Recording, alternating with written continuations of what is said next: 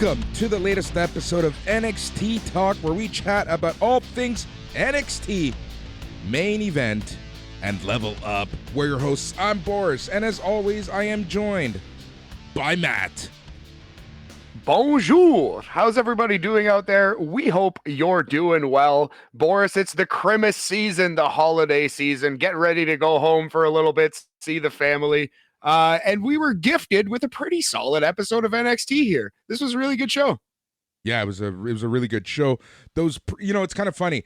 Those pre-tape NXT shows are always so much better. Having said that, pre-tape shows from other promotions don't always go the best. So go figure, right? But this was an excellent. Okay, let's. I'm in a good mood when I say the word excellent in the same sentence as NXT. But it was a respectable episode of NXT that we had this week, and it was good. I enjoyed it. I was sports entertained, and we have a lot to talk about on this show. Off the top, I think you know why I played the Bret Hart WCW theme.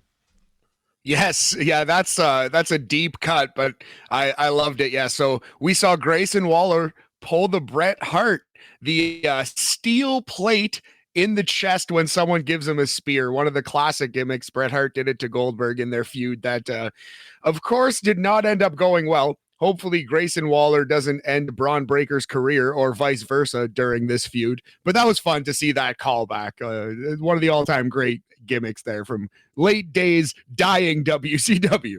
Yeah, end of days WCW. It really was.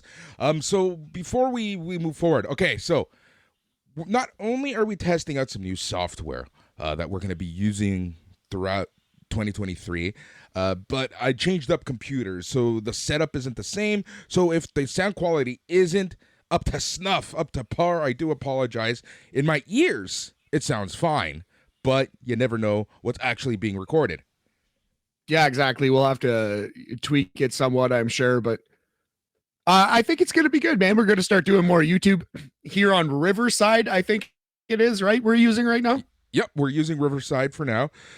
Nice little plug there that you did. But no, it's a good app. I like this stuff. Dick Xavier was the one who actually put me on this. This is what he uses for his podcast and interviews and stuff like that. And the selling point for me is the fact that it does 4K and it records in 4K, and on the video feed, you actually have separate tracks for each person.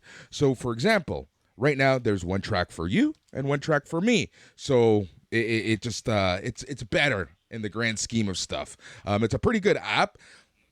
It's crazy because when I brought back the It's Canon podcast, which you can find at the itscanonpodcast.com, one of the things that really disappointed me was just the lack of technology for remote podcasting. Now, I brought back It's Canon Podcast in 2020, May of 2020. So that was literally when a lot of these apps were really getting off the ground, right? Like before then, you had Skype, fantastic, kills the audio. You had WebEx, which was okay, but it was a very enterprise corporate solution, right? And that's when the whole Zoom revolution was starting and stuff like that, right? So, but now you have so many of these apps. It is unreal how many of these apps you have, and it's great because they give you a lot of options. And they're, to unlock these options, it costs a little bit of dinero, but you gotta invest a little to get a little, right? You gotta invest a little Julio S. De Niro in order to get something good back. Yeah, exactly. And Riverside seems like a pretty good app. I've had no complaints so far, my friend. You got to spend money to make money, as they say, Boris. It's an investment in ourselves. Kind of disappointed that you didn't pick up on my Julio S. De Niro reference. Oh, I got it. I picked up what you were laying down there. A little early TNA, very similar to the dying days of WCW. In fact, they're kind of the same company. Julio S. De Niro, actually, I know him from ECW along with Easy Money. Yeah, okay, that's fair. He was in both, but I know him from early TNA actually. Yeah, I know him from EC Dubs. All right, man. So how are you? How is Matt? You're done work. for the year, I think. You're ready. You're getting all your shit ready to go home. Yes, yeah. I was actually going to travel Friday morning, but we're getting a snowstorm, so I'm leaving Thursday morning now. So I got to crunch and pack and do a bunch of stuff after this podcast, but that's fine. I'm actually excited to get home a little earlier. I do work again at the end of December, but yeah, I have a week off, spending the majority of it at home, away from Toronto. As you could probably hear this siren ripping down my street right now. It will be good to get away from the city. Yeah, man. Toronto's it's just something right now. Like, okay, so we live close to downtown. Like, I say it's downtown, but it's not really downtown, right? It's just west of downtown, like I've said many times, because I am that Toronto douchebag. But it should take no more than 15 minutes to get downtown via Uber. It takes 25 minutes via TTC Metro. Now, I went to go pick up some equipment last night because a friend of the show, Danny Granger, asked me to produce his brother-in-law's podcast. So went home, went to go pick up some of the equipment that we use for our podcasts, and from our place, the Ocho,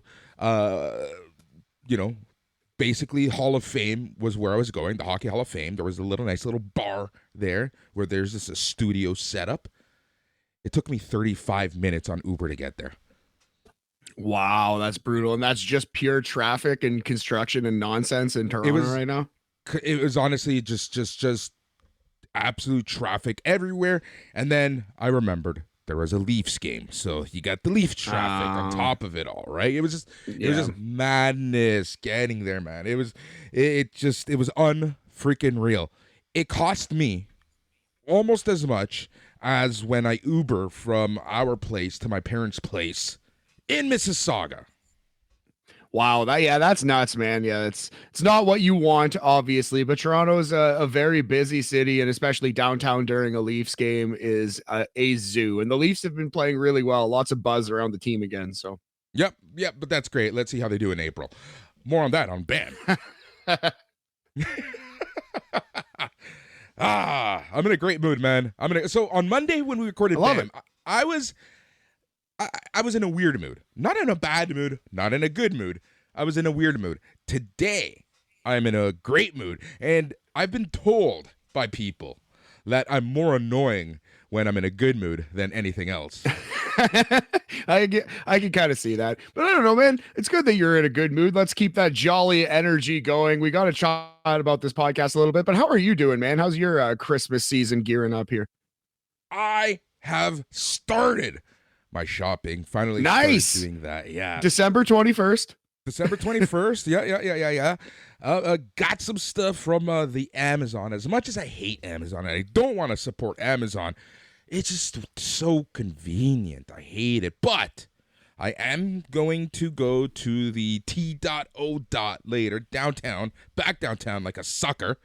Because there are some like artisanal art shops that I want to visit, get for stocking stuffers and for someone and those homemade stuff. I prefer doing that stuff than getting like something elaborate. But yeah, I was able to find some really cool stuff for my little nephews. They're gonna be super happy. My brother, because God forbid he supports me in any shape, way, or form and doesn't listen to any podcast I ever do. I got him. So the reason why I said that's because I'm going to tell you what I got him for Christmas. Watch this be like the one day he actually listens to me. I got him the 10 movie box set of the Star Trek movies. Oh, nice. That's so I assume big Star Trek fan. That sounds like a dope present, man. Some classics in there, some good Star Trek movies. It's the even ones. 2, 4, 6 are the great ones of the original cast. I liked Generations.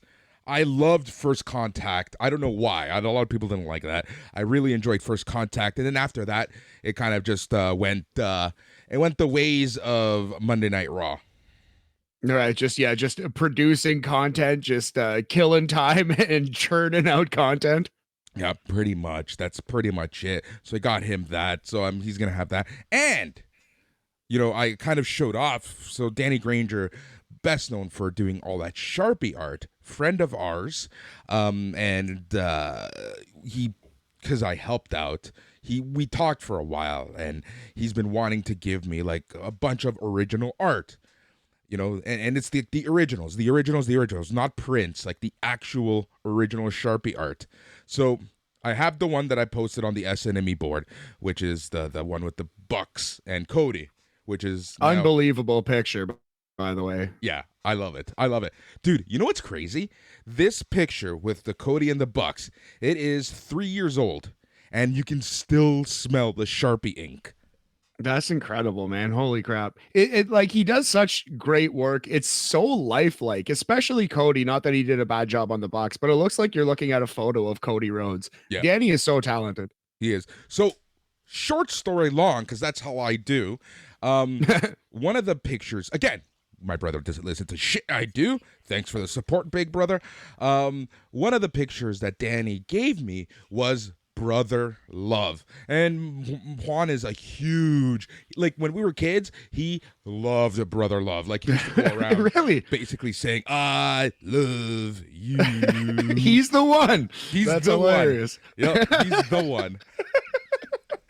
So I bought, I'm going to go downtown when I visit all the shops. I'm going to try to find like a cool, like rustic looking picture frame. I'm going to put that original art, and that's going to be part of his present. That's awesome, man. Yeah. And that the brother love pick is really cool too. Yeah, man. Just shout out to Danny. Excellent idea for a Christmas present for a wrestling fan, for sure. Yep, exactly. That I love those, like, for that very reason. There's some other ones coming my way, and SNME, I'm not going to say what they are because they are going to be part of future prize packs. Nice. Yes. Cool. We also, Rodney, we have to say, if you're listening, we did not forget about you, homie. The prize pack is coming soon. We were just waiting for Godfather Agnew to get back into Canada, get back from vacation. He's back. He's just been super busy getting back to life, back to reality, like the song goes. But Rodney, I am going to message you. It's Christmas. I do apologize. It's just been super hectic for everyone, but we'll get you your stuff, your care package, including the sweater and the book and the other fun stuff for winning last patron standing. Matt, we're doing this again, aren't we? Yeah, buddy. Starting at Wrestle Kingdom, we're going to incorporate the biggest New Japan shows, at least the ones that have strong AEW crossover, in with AEW and WWE and NXT and Ring of Honor. So, last patron standing, season 2, Boris, season 2, by God, two times. It starts January 4th, 2023, and you must be a tier 2 patron at Sunday night's Main Event Radio to play, but all are welcome if you are. Yep, exactly. I'm trying to remember who won season 2 of Survivor. It was a chick.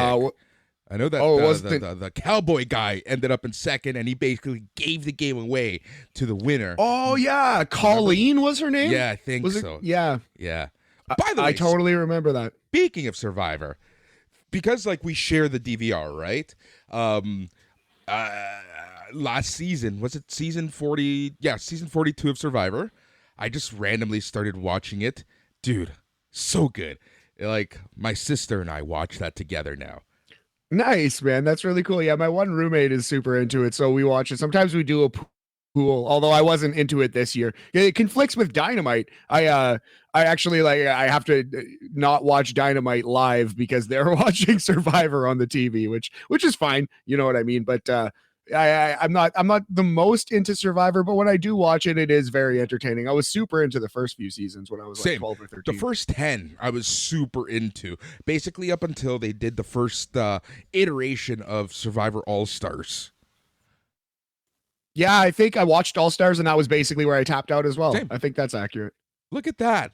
Look at us. Look at us. Survivor bros. Okay, well, speaking about ridiculous content that probably should never have occurred, I think before we start the NXT podcast, we have to talk about Edris Enofe's tattoo.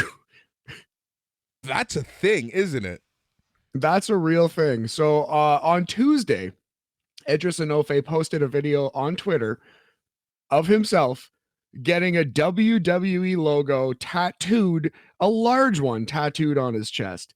So man, that's a flex. That's weird. It was actually funny. Samantha Irvin, who is the WWE ring announcer, posted, I believe it was, and if you'll excuse my language, what the fuck are you thinking, bro? LOL or something to that effect on Instagram publicly. Like, I laughed out loud when I saw Samantha Irvin's comment. It was so funny. But yeah, partner of Malik Blade, Edris Enofe, really putting a lot on his chest here. This is crazy. Dude, he's also come out and said he's going to get an NXT tattoo on his neck on his birthday.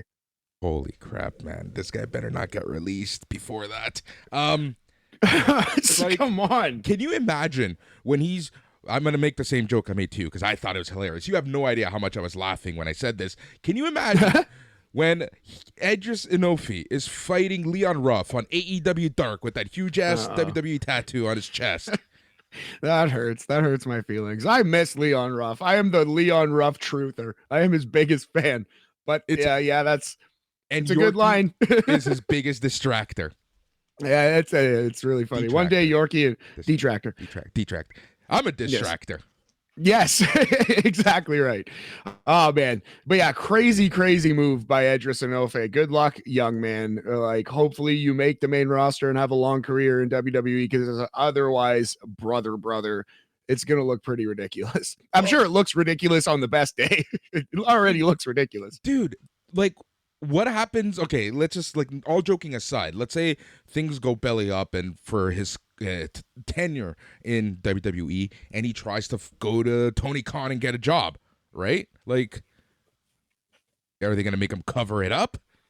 Legit, yes. Or he'll have to, like, get it removed or covered up with a different tattoo himself. Like, yes, they can't have a WWE logo just out on AEW TV or whatever it is. I can see, like, especially the old regime of WWE, like, pursuing legal action over it. Legit. Yeah, it's crazy. It's crazy that, like, we haven't heard any repercussions. Like, I hope he got it cleared. I hope he got that cleared by someone. I don't know if he did. Maybe he would have the foresight to ask Shawn Michaels or Triple H, but I kind of feel like somebody who would do it would just do it. You know what I mean? True enough. I don't know. Maybe I'm wrong. Crazy because, like, I know that some wrestlers have to ask permission to cut their hair, basically. That kind of makes sense from a traditional wrestling standpoint, although, like, in the real world, that's absolutely patently absurd. But just from the Jim Cornette mentality of selling tickets on a hair versus hair match, right? Like, I kind of get that, but also, yeah, it's absurd. Yeah, there's a lot of absurdity in this crazy sport that we watch called professional wrestling. Oh my God, why do we do this? We do it because we love it. I really do. Like, even in frustration, I absolutely love it. But there is that line, right? And I call it the jacket time line. Yeah. Jacket. The less said about jacket time, the better. That was a terrible gimmick. But yeah, no.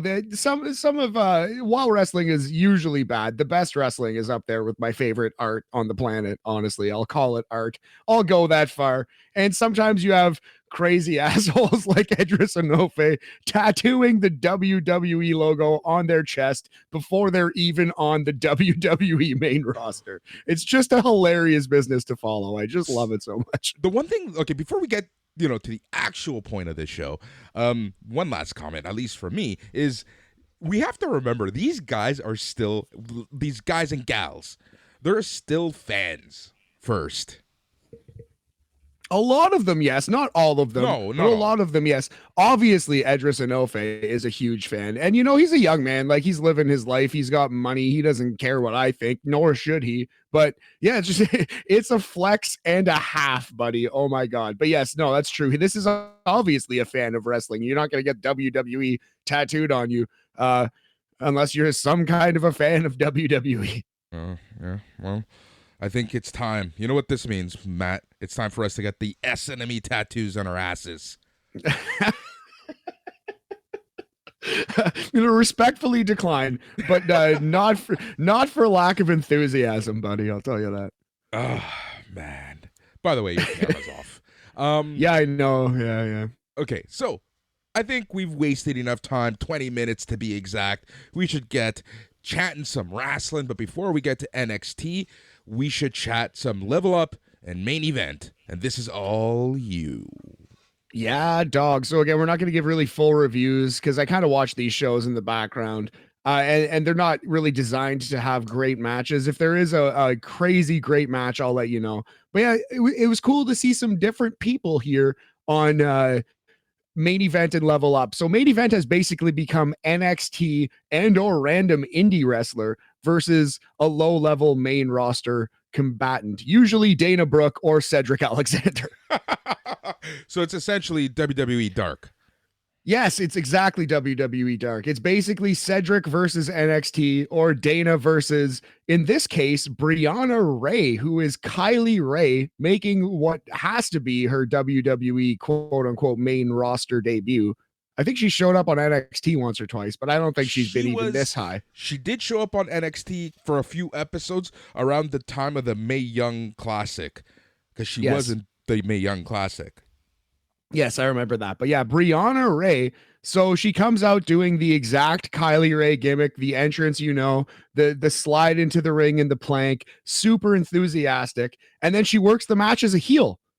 What? So that was she worked the match as a heel, and Dana Brooke was the baby face. It was an evenly matched battle, but she was, she was slowing it down. She was holding Dana in hold. She was the aggressor. She was complaining to the ref. She was the heel in this wrestling match. It was very strange. Not what I expected at all. A solid effort, but yeah, they weren't quite on the same page. Like, I don't know.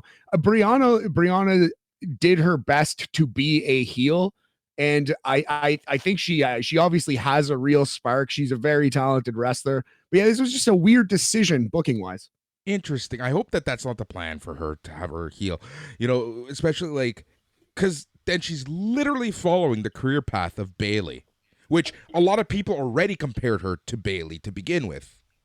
Absolutely. I think her versus Bayley is a natural feud. That makes a lot of sense. I think she herself cites Bayley as her favorite wrestler and like a huge influence, and you can see it. Yep. That's awesome. Yeah. Interesting. That's interesting. And I hope that this was just like a test bed or something, right? Like, I hope that they don't actually do keep her as a heel. Because, like, again, this is classic WWE. It's so hard to find natural baby faces. So let's just take someone with actual charisma, turn them heel for no reason, and they have no clue how to be a heel, i.e. Toni Storm. It's like, can you imagine when the inevitable happens and Roxanne Perez is turned heel? No, hopefully it's not going to happen. But yeah, Vince McMahon would have turned her heel in 6 months. I totally believe that. So yeah, Dana Brooke wins this match with a Swanton bomb. I guess that's her finisher now. Really? And yeah, that's a real thing. That is a real thing that happened. Oh, damn. Okay. Another NXT versus main roster match here. Edris Enofe and Malik Blade. Edris pre-WWE logo tattoo versus Cedric Alexander and Mustafa Ali. Another slightly weird match because before the match, Ali goes into Cedric's locker room, cuts a promo about being frustrated. Don't you just want to give up on being a good guy? Don't you just want to say screw it and just, kind of be a heel? Basically is the promo that Mustafa Ali cut, and Cedric was like, man, like, we all go through hard times, buddy, but you're a good guy, stick it out. So I was almost expecting Ali to cheat or do something heelish, but I guess they're going very, very slow burn on this main event angle because Cedric and Ali win clean as a sheet in 7 minutes and 1 second. Cedric hits the Michinoku driver, and then Mustafa Ali hits a 450 splash on Malik Blade to win that match. So that was a pretty good match, like 7 minutes. It was definitely the best match on the main event show. Cedric and Mustafa looked better than Edris and Malik, but they looked fine. Yeah. Interesting. Pretty cool. Yes, sir. Yeah. So always cool to see guys getting a shot on the main roster ish. And it'll be interesting to see how they keep doing and who they keep putting on the show on main event. I'm always excited to see who actually gets on there. So let's go level up real quick. Yes. Level up. The Dyad defeats Bronco Nima and Lucian Price. Those are the two big dudes who come out in like army vests, sort of similar to a shield look. So yeah, the dyad, Rip Fowler and Jagger Reed defeat them with a I think they're using a double code breaker now as their finish. Like they both do a code breaker to the guy. Yep, that's what they're doing. Yep, a kind of modified FTR finisher. Yes, somewhat. Yes. So the dyad, they do that to Bronco Nima and pin him. Next up, Ivy Nile. Yes, sorry, go ahead. Before we move on, number one, I don't understand why the dyad are known as the dyad. Just call them Schism. It gets very confusing. That's a personal thing. Number two, what was the other team's name? They didn't have a team. A team name. They were individually Bronco Nima and Lucian Price. Right. So they're authors of pain too, basically. Yes. That's they're the illustrators of pain. I love Yes, thank you. I also agree 100%. Yeah, just call a schism the schism. They don't need to separate schism into sub schisms. Next up, Ivy Nile versus Lash Legend. Ivy Nile wins clean with her behind the back dragon sleeper. Fun fact, Ivy Nile is 13-0 on Level Up. She has never lost a singles or tag match on Level Up. She is the Babe Ruth of WWE's developmental show. Jade Cargill, move over. Yeah, right. She's coming for you, Jade. Main event of this show, Javier Bernal and Zion Quinn versus Andre Chase and Duke Hudson. Javi and Zion cut a promo. I actually liked Zion a lot in this promo because they were with old Kelly Kincaid backstage, Javi doing his regular thing. And then he said something to the effect of, Zion, like, me and you, we're a lot alike. And Zion was like, you think we're a lot alike? And then Kelly was like, you kind of are a lot alike. And Zion was like, wait a minute, you think I'm like this guy?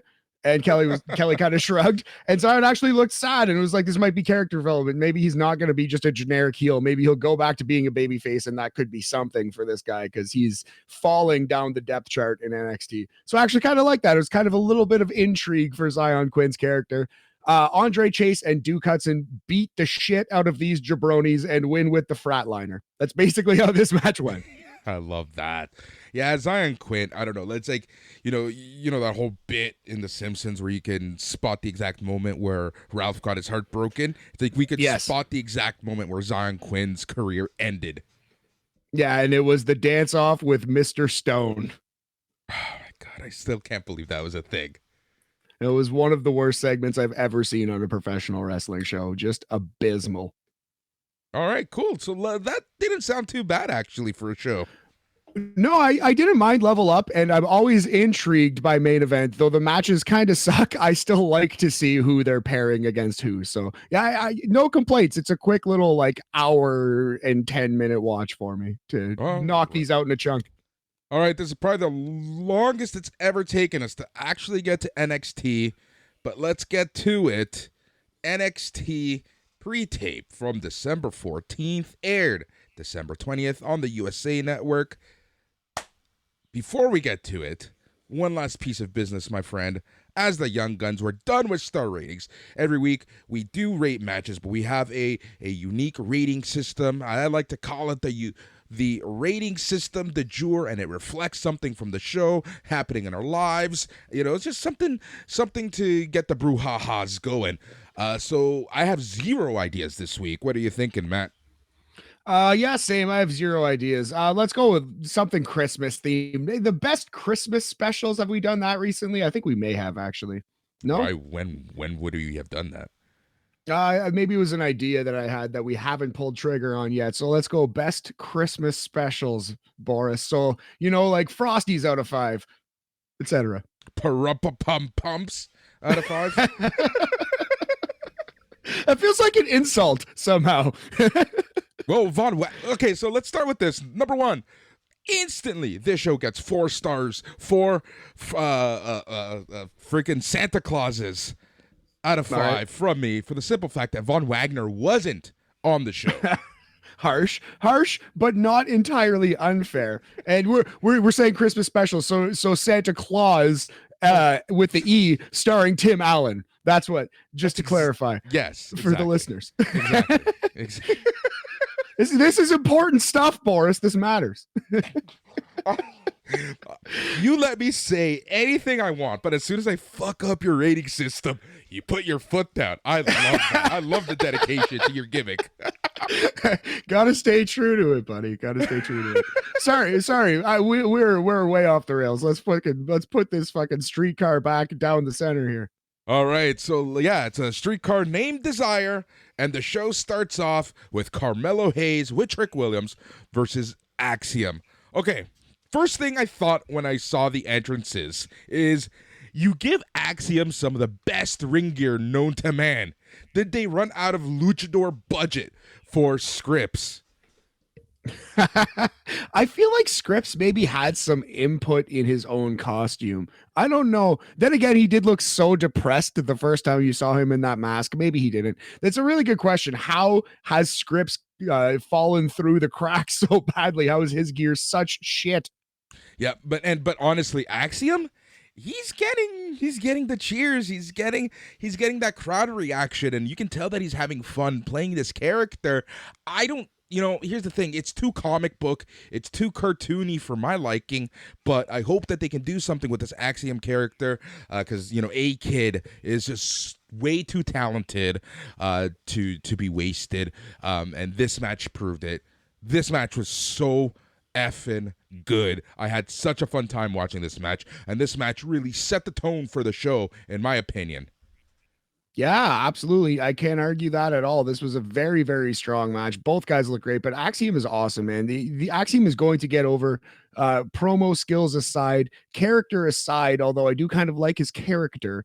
He's going to get over if you give him ring time. He's going to get over if he cuts promos like he did last week. Look into my eyes. Read my lips. It's better than a 15-minute serious monologue. It'll do. It will do. But yeah, what you need to do with Axiom is put this man in the ring against other good wrestlers, and he will get over. And that's what this was. Yep. All right. So Axiom hit Mello with a top rope Frankensteiner. Axiom was setting up for the Golden Ratio, but Mello called the referee to him. Trick Williams slammed Axiom on the mat while the ref was distracted. Mello hit Axiom with a code breaker and a top rope scissors kick for the win in 12 minutes, 35 seconds. That was the match. It was so good.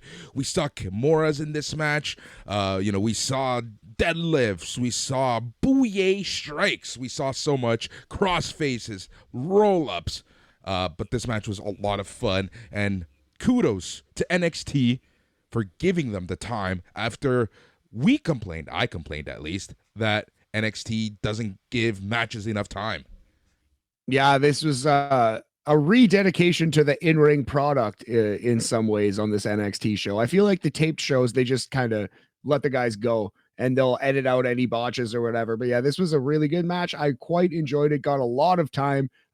Trick Williams interferes, leading to the finish. Like you said, code breaker, huge code breaker, which was awesome. Axiom took an excellent bump for it. And then the top rope Booker T, that top rope axe kick. I'm going to go 3.5 Grinches out of 5 for this one. 3.5 how the Grinch stole Christmases.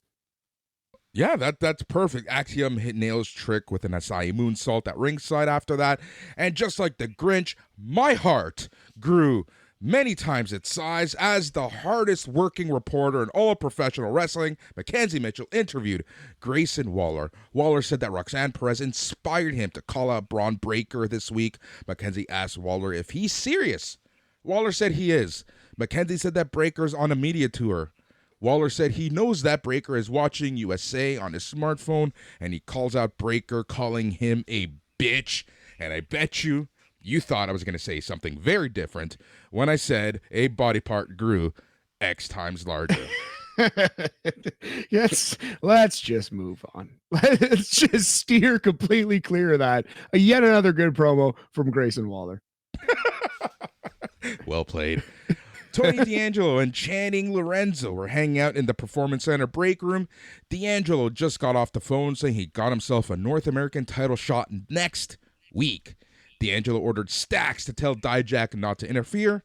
Grayson Waller was walking around saying he's looking for Breaker, and that's the theme of the show. Grayson Waller just wandering like a wanderer, wandering around looking for Braun Breaker. I love that heel move, knowing that Braun Breaker is nowhere near the arena or the performance center or whatever you want to call it. Yeah.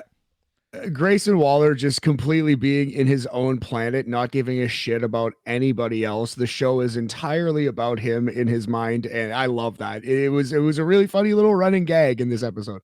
Yep, and it's a running gag. So, oftentimes, remember like when The Way was was around, and they were on TV a lot, like 3-4 segments. It got pretty boring because it was the same gag over and over. That throughput gag, right? But yeah. They did a great job with this one. I found the issue with The Way a lot is that they went way too long. They went way too hard. They were a little overindulgent with the Way promos. The therapy one is the one that stands out, where it just wasn't hitting, and they just went to it and went to it and went to it. It reminded me of the complete polar opposite of the Always Sunny episode, where they all go to therapy, because every single one of those is so great it leaves you wanting more, and it was the exact opposite. But this was just a little bit just sprinkled in throughout the show, and that's why it worked. Yep. All right, Zoe Stark versus Nikita Lyons was next. Nikita Lyons improving week over week, and this was again another half decent to good match. No, I thought this was a very good match. I actually thought it was a strong NXT, but I would say it was on the level of the opener, man. Honestly, Zoe Stark is awesome. She's such a good wrestler, and they structured this match really well. I believed it as two combatants who actually hate each other. It wasn't a dance. It felt like a fight, and it left you there's a clear path for a sequel or 2 or 3 here, Yep. Stark escaped the fireman's carry, hit Lyons with a super kick, a beautiful looking super kick. Lyons then hits Stark with a back elbow. Stark comes right back and hits Lyons with an overhead kick for a 2 count. Lyons then hits Stark with a punch and Samoan drop for another 2 count. Nikita then caught Stark with a super kick. Both women trade roll-ups. Stark grabbed the bottom rope for leverage to taint the win in 5 minutes, 23 seconds. Yeah, so 5-minute match, but still perfectly fine for the 5 minutes. And I like the structure and the finish so much, because Zoe was giving it to Nikita, but Nikita was giving it right back, man. She hung in with Zoe every single beat of the way in, though. While Zoe did out wrestle the rookie, she had to cheat to actually get the win. So this was a match that actually I liked the storytelling more than the action, So I'm going to go 3.5 for this one. Be generous. It's Christmas. 3.5 Charlie Browns out of 5, 70%. It's a B for the ladies. Good stuff, and I can't wait to see it again. Zoe Stark is impressing me week over week. She's awesome as a heel. Like, I'm really liking her heel work. Yeah, she was a good babyface wrestler, but she's actually better as a heel. I think she's more suited in the ring to be a heel. Yep. And who better to put Nikita Lyons in the ring with than Zoe Stark, right? Like, that's exactly what NXT is for. So really hope that Nikita Lyons is kind of soaking it all in as she faces Zoe Stark, both on TV and in the Florida loop. Yes, yeah, absolutely. They have good chemistry. It's a good pairing. I can't add anything else, man. Good call. The hardest working reporter in all of professional wrestling, Mackenzie Mitchell, is with Cora Jade. Jade was arguing about Roxanne Perez becoming champion. Wendy Chu attacks Jade, and the two women brawled. Wendy, she mad. This feud must continue. Yep. Toxic Attraction make their entrance. Briggs, Jensen, and Henley were hanging out at Henley's bar. They were still worried about paying off bills of the bar. Jensen tried to remain positive and talked about how they're going to become future champions. Because, paydays are larger when you're champions. I wish they added that line. I just love when they say stuff like that. Absolutely. Great note. Should have thrown that in. Kiana James and her busty secretary showed up. James talked about how she bought up all the debt the bar owes, and there's a lien on the property by the bank. James talked about how she's in process to buy the property outright. Henley called James a bitch. Jensen looked conflicted between his friend and crush. Henley challenged James to a match where if Henley wins, James has to pay all of the debt and not take the property. But if James wins, Henley will sign over the bar without James having to pay any more money for it. James said she'll see Henley next week. It's the battle of the bar. So she just, this obviously is a ridiculous storyline. Kiana James just rolls in with friggin' xhamster.com over here, just porn secretary to end all porn secretaries. And they just decide to have a match for this bar that for some reason we're supposed to care about. But whatever, it's pro wrestling. This was the good kind of wacky, but boy, this is wacky. This is some wacky pro wrestling storytelling here. Well, there's going to be a lot of wacky next week during that. Next match is probably the match that surprised me the most, and it was my match of the night. Katie Carter same. And Katana Chance versus Ivy Nile and Tatum Paxley versus Toxic Attractions, Gigi Dolan, and JC Jane, a three-way for the NXT Women's Tag Team Championship. Yeah, man. I don't know if they just edit it really well or like what the heck happened here. But yeah, all 5 out of the 6 women really delivered. This was awesome. I thought Gigi had a bad night again in the ring. I don't know. Maybe I'm being harsh. You are being harsh. You are being harsh. Take that back. I'm sorry, Boris and Gigi.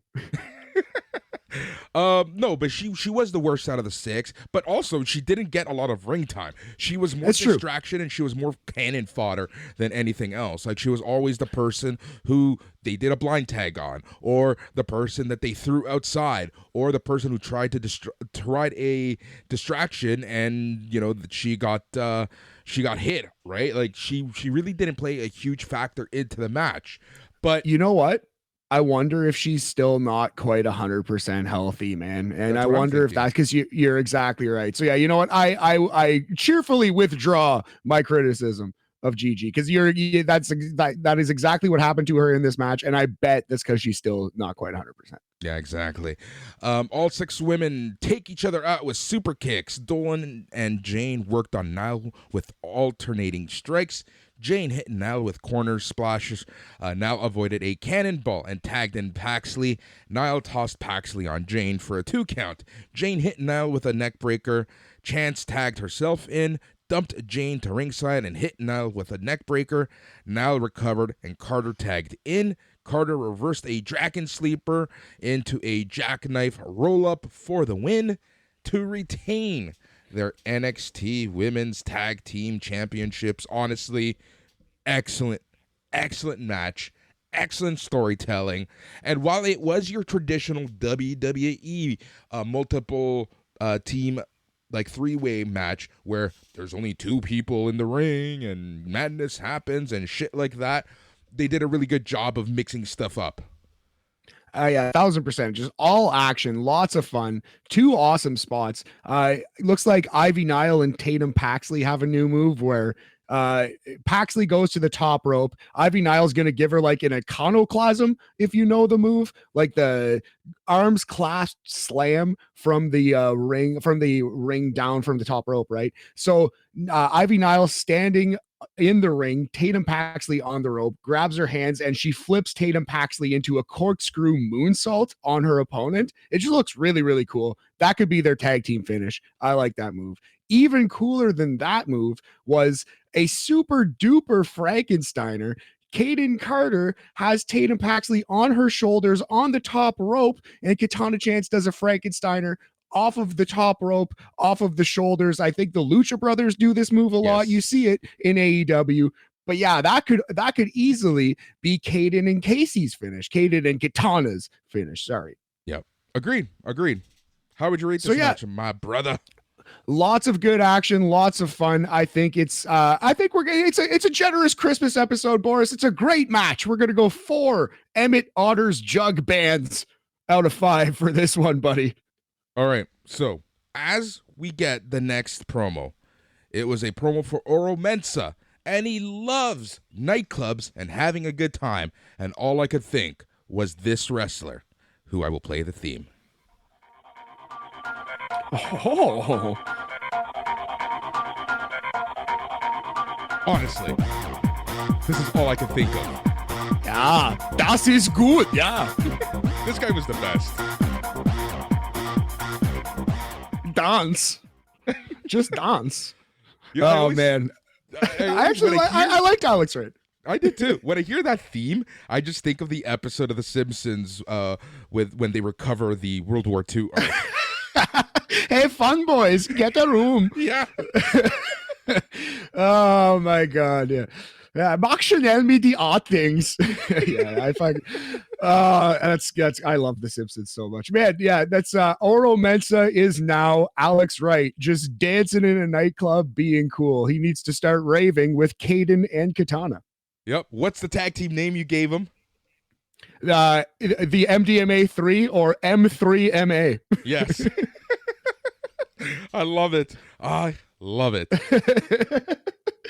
Oh Lordy. Oh, this next segment was actually my favorite thing on the show by a wide margin. I like this a lot. Oh, this is great. This is the best booker you're gonna get, and I mean yes. T, not person who tells. Yes, very good. Yes, Booker T sits down with Roxanne Perez, an emotional, heartfelt sit-down interview. Yeah, Booker T said that Roxanne is the one, like the Matrix. Booker asked Roxanne for her thoughts about the night that she won. Roxanne talked about being completely overwhelmed with emotions. She talked about telling Booker at ROW that she wanted to be in WWE, and currently she's champion in WWE, therefore living out her dream. They showed a picture of Roxanne as a little kid being a wrestling fan. Booker asked Roxanne why she asked for the title shot a month earlier than scheduled. Roxanne talked about how Booker told her to bet on herself, and she bet on herself by going for the title after Mandy attacked her from behind. Booker congratulated Roxanne again. Perez then asked Booker if he has more advice. Booker talked about how he was always about checks and championships. Booker told Roxanne to go out and win, make history, and become a Hall of Famer. I loved that. Like, I love the rub that Booker is giving to Roxanne Perez, that legitimate, like, you're gonna be a star. Absolutely, man. And we say this all the time on the podcast, but wrestling is fake. When you can get something real in wrestling, you got to capitalize on it, because that's always the best stuff. And this is real. This is a real story. Roxanne Perez really went to Booker T at 16. Booker T really said, "You are the one." Yeah, he looked like a proud papa here, and he is the wrestling papa of Roxanne Perez. This was just so nice, and it culminated in saying, like, you scaled the mountain, but now the work begins. And it was just a perfect babyface promo, made you like Booker T more, made you trust him as the voice of NXT a little bit more, because hey, you say what you will about his wacky commentary and the shucky ducky quack quack, but he trained Roxanne Perez. He discovered that girl. That gotta count for something. Yeah, exactly. That's exactly. Could not have said it better myself. There was something I wanted to say, and it was actually hilarious. Oh yeah. So what's interesting about all of this was I noticed, and WWE, this might be regime changes, but I think it's more the attitude about how things went down. When someone typically gets released from WWE, they don't mention them, they don't show them, they go out of their way not to talk about them, name names, or any of that, right? But even in the opening vignette, the opening intro, the flashbacks, even in the Booker T, Roxanne Perez, they had time to edit this, but they left all the references of Mandy Rose. Yeah, showed her a number of times, referenced her a number of times. Were respectful, didn't bury her. So yeah, I'm sure they want her back. I honestly think, man, they thought her thing was getting a little risque, and they politely asked her to take it down, and she politely asked them to go fuck themselves, and made $500,000 last week. Apparently, like, since she's been released, she has apparently made $500,000 on this thing. So she's not making that much money in WWE. Go get that bag, girl. That's exactly it, right? Like, and like, it's a different. People love bringing up the whole WWE did Playboy, different era, different. Like, literally, it was the Attitude Era when all of this was going on, or at the tail end of the Attitude Era, if you want to talk about like the Tori Wilson and Sable stuff, right? Or yes, the whomever. But like the Christy Hemme stuff, right? Like, but it's just a different era, right? Like, they're a publicly traded company that has an image to maintain, and having someone quote unquote under contract, whatever you want to say about that, kind of doing stuff, right? You have to be careful before you get that phone call from sponsors. And maybe they did. There's so many reports about stuff, right? Like the fact that one report like by name mentioned Mattel, right? Again, exactly right. Yeah, that's a major sponsor. You don't know, and I don't want to speculate. I'm just saying, right? But the one thing that is bothering me about this entire situation is the fact that there is a corner, I call it the Brooks Jensen corner of the internet wrestling community, where these people are literally trashing Roxanne Perez. I don't understand that, and I don't even want to get into that. Like, that's absurd, and those people need to be stopped. But I if you wanted to be a devil's advocate in a real way, I think there is something to be said for, like, well, Lacey Evans can tweet nonsense about autistic people. People in this company can do, like, Matt Riddle can. There's accusations about Matt Riddle up and down. Go there. Let's not even go there. You can do all this shit in WWE and keep your job, but heaven forbid you make some money showing pictures of your arse. Then you're fucking fired, Boris. You know what I mean? Like, that's a little bit of a weird double standard. But that's corporate America for you. The hypocrisy and double standards in corporate America in general. There you go. You go, right? What a world to live in, buddy. What a world we live in. Apollo Crews makes his entrance to the Performance Center ring in street clothes. He congratulated Roxanne Perez for becoming the new women's champion. Apollo talked about how he thought he was coming out of Deadline as champion too. He talked about coming back to NXT to get that title, which slipped away several times. Crews said he understands that he's been knocked down the ladder, but he's not out of championship contention. Apollo hypes up NXT going back on the road for Vengeance Day. That's when our boy Carmelo Hayes makes his entrance to interrupt. Hayes talked about how he's actually the next in line, not Apollo. Hayes talked about how he doesn't mind adding Apollo to his list of defeated opponents. Crews hyped up Melo for being great, which drew a Melo chant, which I'm going to pause for a second. Dude, I take back everything I said last week. Turn this guy face ASAP. You're leaving money on the table in merch sales. I'm glad to hear you say that, buddy. I do think it's time. That's what it is. Like, the crowd is getting behind this man organically, so you got to pull trigger. Yep. Crews talked about how Melo has nice drip and is the top of the NXT depth chart. Apollo said that Melo is missing one thing. Melo cut in and said that Apollo doesn't have the championship either. Apollo got in Melo's face and said no matter how good you are, there's always someone better. Apollo said that someday he'll show Melo that he's better than Melo. Melo and Apollo jot off to end the segment. Yeah, I really like this. I thought Apollo, quite frankly, did better than I was expecting and better than he usually does, and he's improving on the microphone a lot. Melo is almost as good a promo as he is a wrestler. Melo's a star. He's ready to go. This was good stuff. Very, very good promo, and I'm excited to see the match. Oh. The show cuts to Xavier Woods and Kofi Kingston. Pretty Deadly showed up with a stack of Christmas gifts. Kofi said if they got all the WWE memorabilia they requested, they can get a tag team title shot. They said they couldn't get all the gifts. Woods said they can't get a title shot then. Prince wanted to do the Pledge of Allegiance this time. New Day did their signature hip swivel thingy and left. Pretty Deadly looked disappointed. I didn't have a chance to name some of the things that they were looking for, but they were absolutely ridiculous and amazing Easter eggs for longtime WWE fans. Yeah, go back and watch this promo. A lot of fun. There was one thing they said was, "Oh, so you actually got the honky tonk man?" And Kofi Kingston was like, "No, Woods, I told you they can't get a man that's kidnapping. They can't just get the honky tonk man." I laughed at that joke. And the piece of memorabilia they couldn't find was Nails' jumpsuit, Boris. That's it. It's funny. I think it was Prince was like, "We couldn't find his jumpsuit. I think Nails is still in jail," which is absolutely hilarious. This is a lot of fun as a promo. My only slight problem with this is the New Day are the heels in this. Absolutely. They've been dicks the entire time to Pretty Deadly. New Day are the bad guys in this situation. Having said that, The Rock was a dick all the time. Hulk Hogan was a dick all the time. Stone Cold Steve Austin stunned women, both on camera and off. So, shouldn't have said that. Anyway, sometimes baby faces are dicks is what I'm saying, Boris. Let's move on immediately forever. Hulk Hogan cheated a lot. Like, he cheated. How many times did Hulk Hogan use chairs?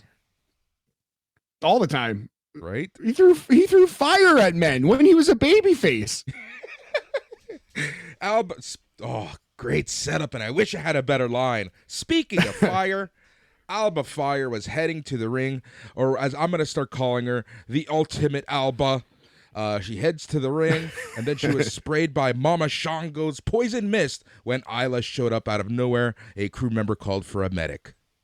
Yes, poison dust. This was red powder, not red mist. Important distinction, Boris. We gotta present the facts here on NXT Talk. The mist. I'm the stickler today. The mist clearly lasts longer than the dust.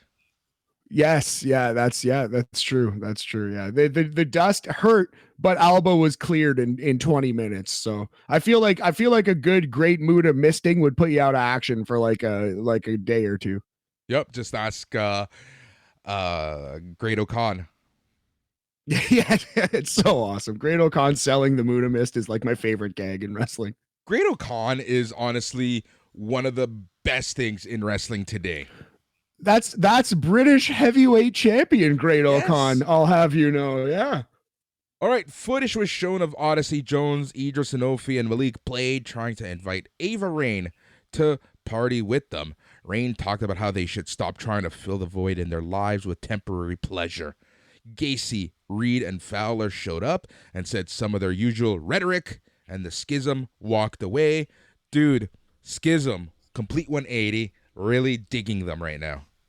100%. And Ava Raine has some personality. She was resuscitating scripted lines here, but she actually did a good job with it. So that was a plus. Nice little promo here.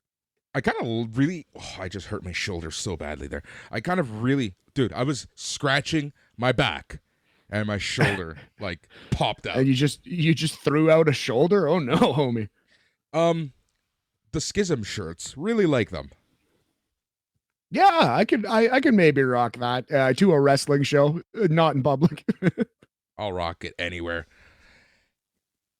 Booker and Joseph checked in from the commentary table. Joseph sent the show to Alba Fire, who was being checked on by a medic. Grayson Waller does what Grayson Waller does best, and that is be a dick. He's walking around looking for Braun Breaker, distracting the medic, pissing off Fire. But Fire was selling the burning eyes. The burning eyes. Because she's Alba Fire, so her eyes were burning. And she told Waller to go away. Yes, and then she was cleared to compete by the head trainer. She is okay to wrestle. Yep. All right. Vic Joseph plugged Undertaker one-man show. And the only reason I'm saying this is because of this. Booker joked about being part of the wrestler's court. And they kind of had a laugh about that. Yeah, that's funny. Was it Jake Alinar? Someone on our board recently, I think it was Jake, posted that he would have loved to have seen Wrestler's Court. That could be a fun idea for like a show, even a sketch on like YouTube or something, like a running SNL style sketch. Wrestler's Court. Entrances for the next match took place. Vic Joseph, oh no, I already did that. Indy Hartwell versus Elektra Lopez was next. Lopez with a cool new theme song, cool new gear, cool new everything. Same old Lopez in the ring. Yeah, this was Elektra Lopez versus Indy Hartwell, but it was like 2 minutes max, 2.5 maybe. And Lopez got, like you said, new entrance, new gear, new gimmick in that she's got the power of the punch, Boris. William Regal influence continuing to just peek through here in NXT. A brass knuckles victory by Elektra Lopez. Yep, and that happened in 3 minutes, 35 seconds. Nothing else to say about this match. How do you rate it? Yeah. So yeah, the finish is the old Macho Man Savage Tito Santana finish. Yep. Indy Santana picks up Electro Man Savage for a back suplex, and Lopez decks Indy with the brass knuckles. 1, 2, 3, puts it in her bra, just like Macho Man Savage did. We're going 2 Festivuses, 2 Seinfeld the Strikes out of 5. I count it as a Christmas episode. Okay, I gotta ask you this. So as this was happening live and Electra Lopez was going through the turnbuckle, getting the brass knuckles out, Vic Joseph and Booker T were just like commentating like they didn't see anything. Then they showed the replay and they both acted stupid and said, "Oh look, she actually did something." I liked it. She fooled the announcers. Straight up, I think she fooled the announcers. So that's fine. I'm okay with it. They picked up on the story at the end. That's all that matters. I'm just saying. I just wanted to point that out. It was interesting. It is funny. Yeah. You'd right, think, I wonder if it was like scripted that way, but I bet you straight up they just didn't catch it. Yep. The doctor clears Fire for her match against Sol Ruca. As long as Fire thinks she's okay. I love how the wrestler has the final say in a medical situation like that. It's pretty funny. Very NFL-esque. The hardest working reporter in all of professional wrestling, Mackenzie Mitchell, is with Wes Lee. She's talking to Wes Lee about defending his title against Tony D'Angelo next week. Lee talked about being a fighting champion and how he's going to go after the loudest talker in the division. He then talked about how Dijak would be next in line. Lee talked about how the title is not leaving his shoulder anytime soon. Good promo. Excited for the Tony D versus Wes Lee match. This achieved what it set out to do. I like Wes Lee's character, man. I really do. Maybe I'm the only one, but I think he's great. Well, I like him too. All right. as he says through a yawn. No, I just wanted to leave that out there. I just wanted to let that hang out there. I know everyone thinks Wes Lee is great in the ring, because he is. You'd have to be blind not to think that. But I also think he's great out of the ring. I really like his character. Entrances for the next match took place. Vic Joseph and Booker T talked about how Sol has gained a lot of popularity recently due to her insane looking finisher. Fire was on the apron during her entrance, and she was dragged down by my girl, Isla Dawn, who beat her up at ringside. Dawn trapped Fire's arm in the steel steps and smashed it with Fire's bat. Dawn walked away laughing. The arena started glitching, as did I, during Dawn's exit. Yes, yeah. Isla Dawn wearing the bodysuit to end all bodysuits. Something out of the Sable 1999 catalog here. I was blushing at the end of this segment. But yeah, they actually, when Sol Ruca was making her entrance, they actually referred to her new finisher as the Soul Stealer. That's awesome. Sol Ruca with the Soul Stealer. I love it. But yeah, this was a memorable segment, if for no other reason than Isla Dawn's bodysuit. By God, JR. The show cut to a Christmas party at Chase U. The students lined up to give Andre baked goods. Chase cursed out one student for giving him a fruitcake, claiming he's allergic to fruitcake. Duke Hudson forgot a gift, stole a gift from another student, sending the student to the principal's office / dean's. Shane Douglas showed up somehow. That would have been hilarious. Hudson took credit for the plaque. Hale and Chase hugged Hudson for the gift. Hudson flashed a sinister smile at the camera.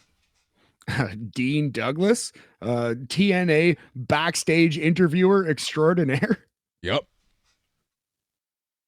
Yep. No, actually, I'm quite glad that we didn't see Shane Douglas. No, I don't know. Shane Douglas is all right. He's fine. I feel like he got too much hate in his career for being a try-hard.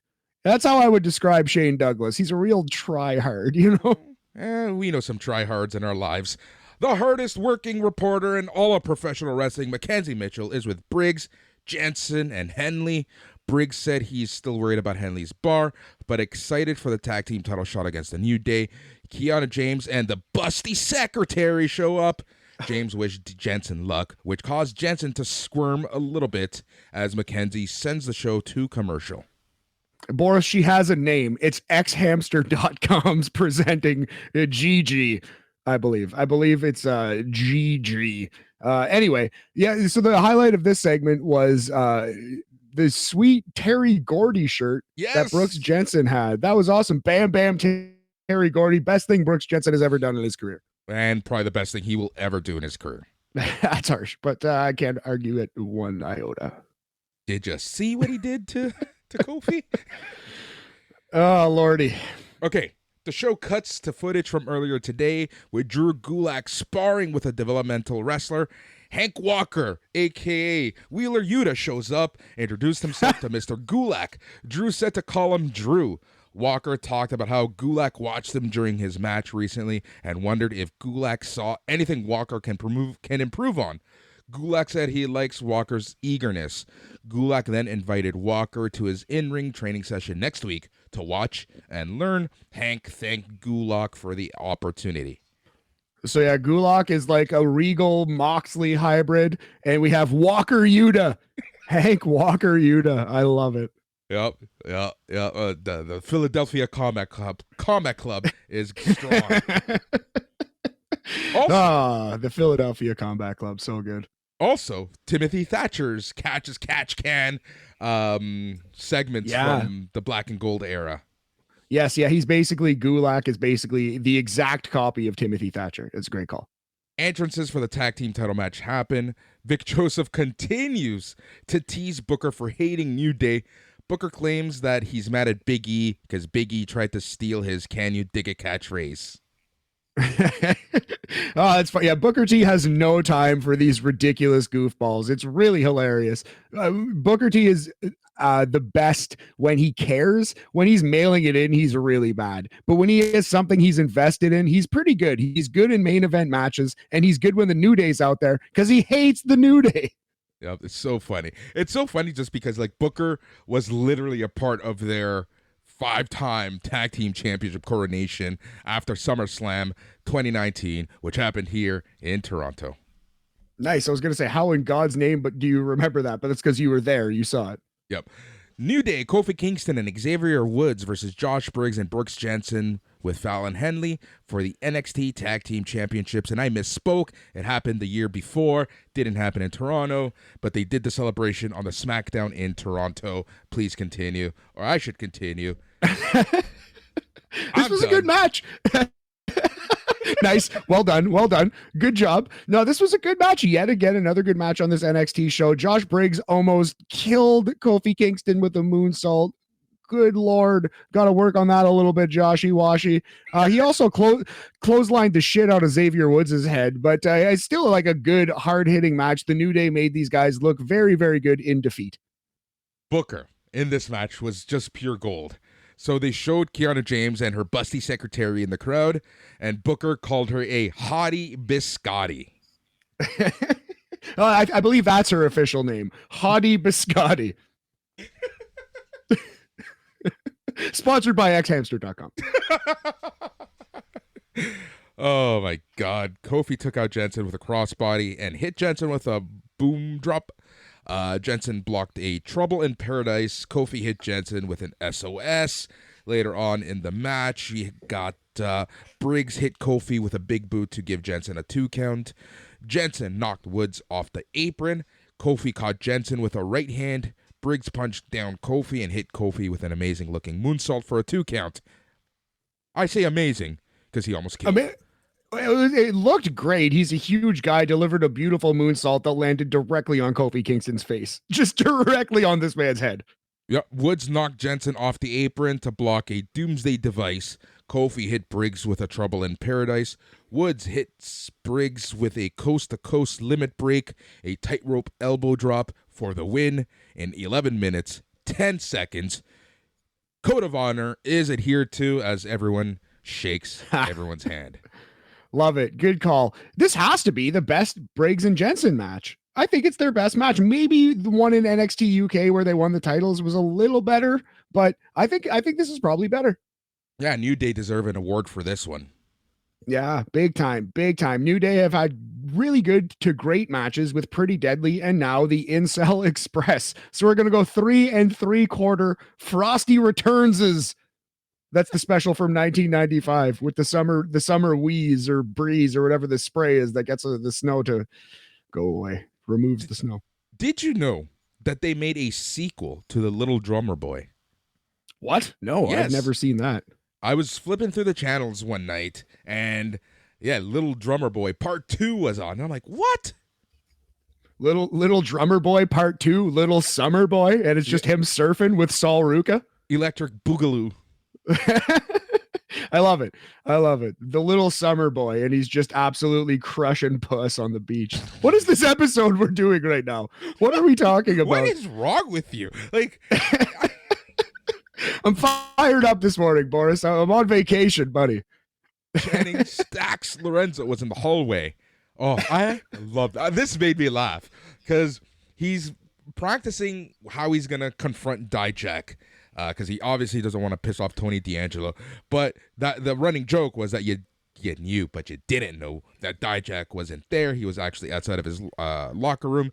Stacks entered Dijak's room, and then Grayson Waller talks about how he's heading to the ring. Then we get a New Year's countdown vignette with the unseen Blondie, who is definitely. I don't know why I said it that way.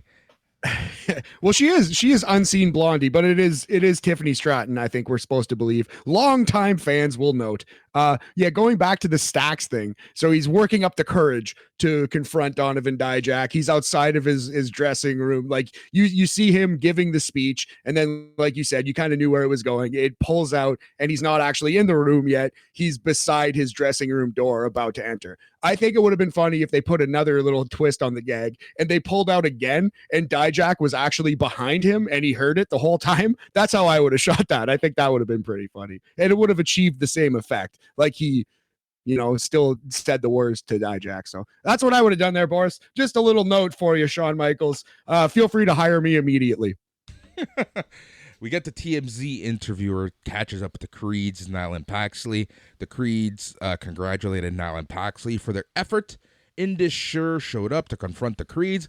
Julius invited Veer and Sangha to watch his match against JD McDonough to see that he's ready for a match against Indus Sher. This is officially where they lost me. I don't understand this twist in the story. Just put the tag teams in the ring, please and thank you. Yeah. I just they're at this point they're just killing time. They're just killing time to get to the match. They taped a couple episodes. Maybe they're going to main event the next live NXT with it. Who knows? But let's get to it. It's time. We are ready. Yeah, I agreed. It's just dragging. It's just dragging. Kind of like I'm dragging this while I'm texting someone. I saw that. You want me to take over here? Because I believe we're at the final thing, right? The main event? Yeah, we're on the main event. All right. Well, Grayson Waller comes out to the ring.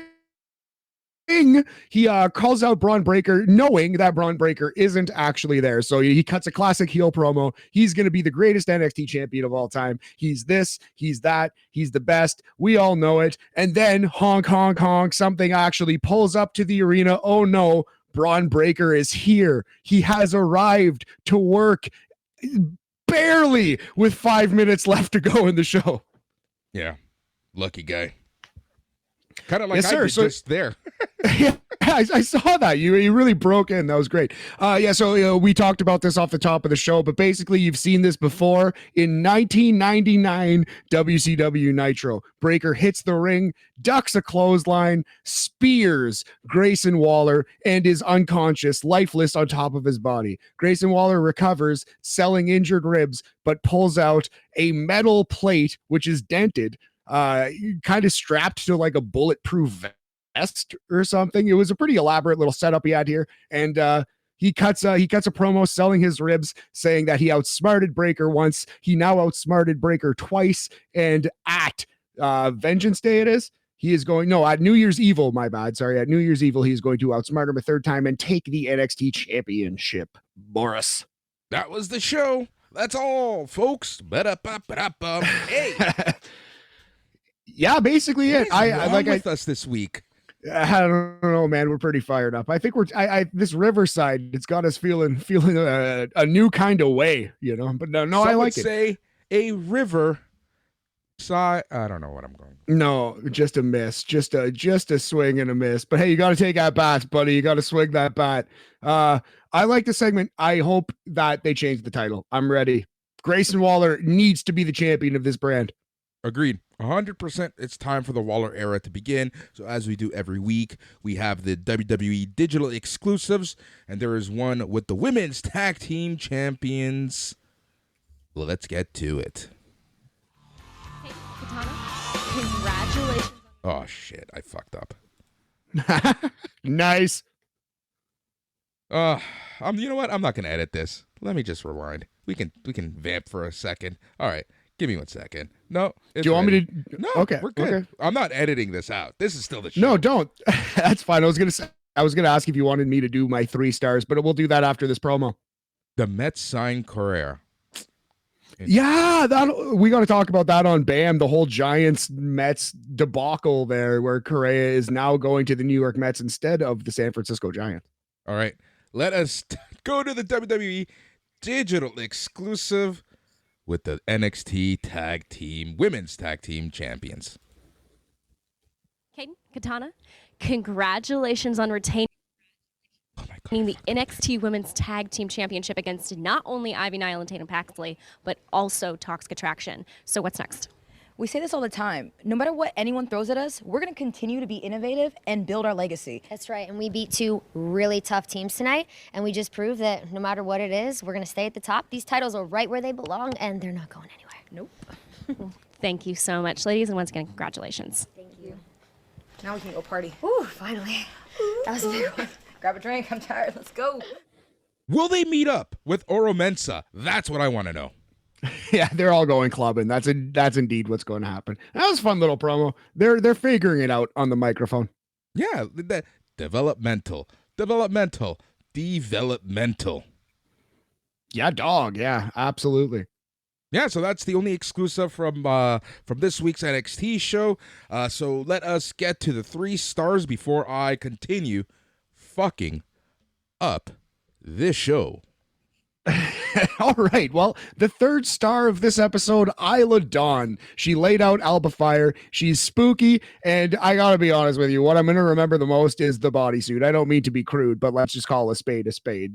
10 out of 10 gear on this episode. But yeah, Isla Dawn, 3rd star of this episode. She is pushed strongly. She is Mama Shango. What's interesting about Isla Dawn is that in NXT UK, she was kind of like at a weird level. Like, she was essentially just above a jobber, right? She was essentially used as a developmental to get people's foot in the door. A gatekeeper. That's exactly what she was. So her getting the push that she's getting, number 1, well-deserved. Number 2, excellent stuff. And number 3, let's keep it going. Yes, let's keep it going to star number 2, the 2nd star on the show, Grayson Waller, all over the show. Ton of fun. Pulled the Bret Hart scheme. Gotta love it. So yeah, Grayson Waller showed me a lot on this episode, but he shows me a lot every week. I love this guy. Yeah, he does. Yeah, he does. All right. And the 1st star of this episode, Carmelo Hayes. He had a really fun opening match with Axiom. Cut a really good promo, outshone Apollo on the microphone. This guy is excellent. This mellow, he's money. And I think he is the 1st star of our episode today. A strong episode of NXT. This is one that's worth watching. Oh, yeah, it really was. I honestly enjoyed it big time. Just like this theme as we start closing the show. Yeah, dude, it's this week. I'm telling you, there's something in the water. There's something in the air this week. Maybe it's Christmas. Yeah, we're simply having a wonderful Christmas time, Boris. That's what it is, big homie. That's honestly what it is. I feel happy. I feel great. Honestly, from the bottom of my heart, thank you for listening week after week. It means a lot to us. We'll be back next week as we chat more NXT and other stuff like Level Up, like Main Event, like random facts, and what not. Yeah, dog. Best of 2022 is coming at you this Sunday as a podcast and on the radio. And the next week it's the worst of, which is always a hoot nanny. He's Matt. Can't wait. Sorry, I'm just gonna keep interrupting you. Go. He's Matt. I'm Boris. Until next time, stay tranquilo. So that's Christmas Day, best of, New Year's Eve, worst of, New Year's Day, top 122 of 2022. Back out. Thank you all for listening. Yeah.